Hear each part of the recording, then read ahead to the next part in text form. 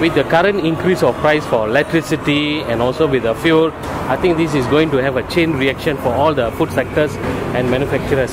So all these, the government need to review all their scope and also to ensure the rakyats are not being victimized with this increase of price. Kalau saya nak komen pun, dia agak beban jugalah. Memang kalau terasa tu memang terasa lah. Memandangkan inflate punya problem, okay? So memang agak rasa terbeban lah. From what I saw, like Sungai Besi told, it's increased so drastically. So I find it is like, as a student, I have to go through that way, and I find it is too high for me. And the living cost in Malaysia is very high already nowadays, and I don't think so. Some people are very poor, some people they are average people. So how about the poor people? They also need to use the road. So I find that when the increase of this GST and all this is like really affecting the Malaysian as residents. Ini masalah bagi pendapatan rendah lah yang kurang. Jadi kalau tambang pun naik semua ni, dia biar orang nak bergerak. Jadi kena fikir dua kali lah. Macam saya daripada Penang. Nak balik esok ni kalau tambang naik, jadi kalau datang dulu tak sampai 30, dan ni dah mungkin 30 lebih. Saya punya opinion, if kalau nak naikkan sekalipun, sewajarnya perlu dimaklumkan dengan faham. Okey, dan pastikan kesesamaan tu ada. Dan buat masa sekarang ni saya rasa tak wajar, kurang wajar lah. Jadi yang susah tu tetap susah juga. Tol pun naik, minyak naik. Bila minyak naik, semua barang akan naik. Nah, pasal dia proses pada minyak, kita tak ada apa.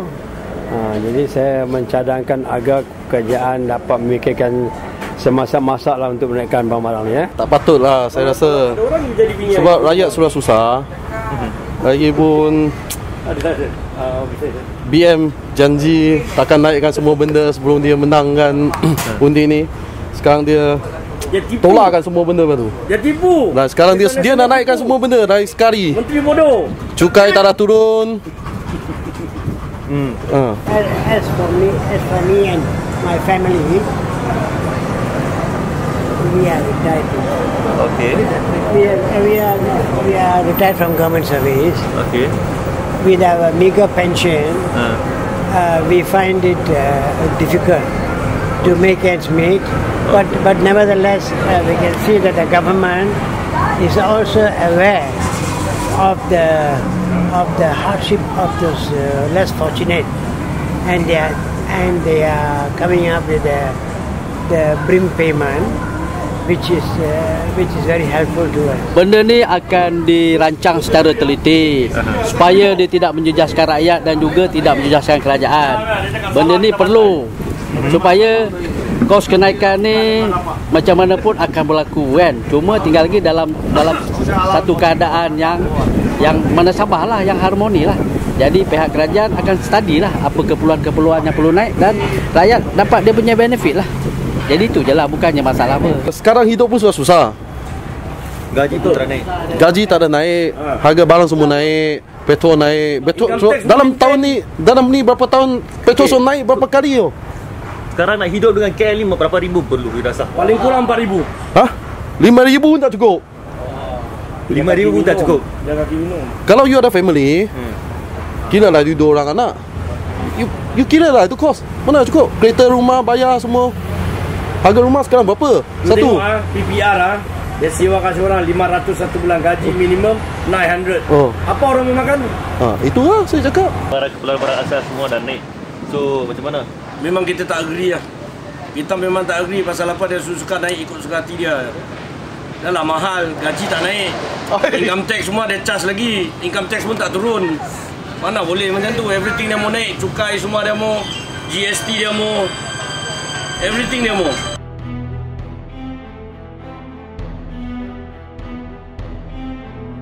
Memang tak wajar. Dia kalau mau dia check balik everything, income tax, excise duty, everything dia kena check balik, termasuk GST, everything. Then we just boleh cerita naik. GST ni rasa beban yang garanti beban lah. Itu menteri bodoh memang. Garanti beban lah. Lu barang mesti consumer taruh balik dekat kita apa. takkan dia retailer mau tanggung itu GST. Rakyat mesti kena tanggung lah. Apa yang masalah GST tu? GST tu ialah satu keadaan, kalau you beli banyak, you kena lebih lah bayar. Kalau you beli kurang, you kena kurang lah bayar. Jadi you kena kaji lah, you kena study lah. Jangan berlebih, jangan membeli melampau-lampau, dan juga secara tak langsung kita dapat kawal barang-barang haram, barang-barang illegal masuk ke pasaran kita. Itu tujuan dia. So GST ni rasa benda yang patut lah. Yes. Seluruh dunia dah pun buat benda ni.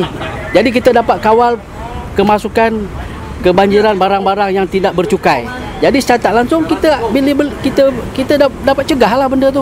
Jadi kalau ada satu cukai tu, mana dia kerajaan dapat cukai, tak ada free.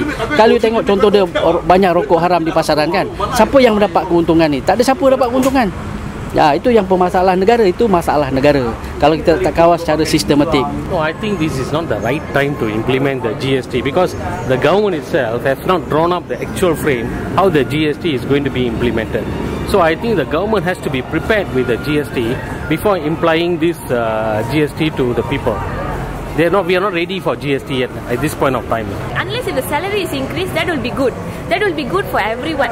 But if let's say they just increase the GST, but the salary is still the same, I don't find it's the right way at all.